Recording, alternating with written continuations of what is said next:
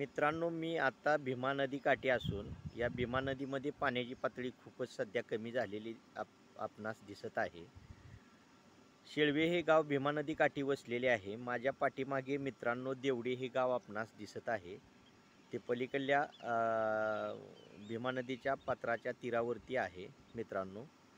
मित्रांनो, सध्या भीमा नदीच्या पाण्याची पातळी कमी झालेली दिसत आहे, परंतु उद्या उजनी धरणातून भीमा नदीत पाणी सोडण्याची शक्यता आहे.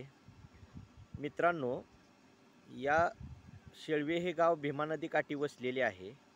आता मी सध्या आपणास दाखवत आहे, हे भीमा नदीचे पात्र आहे.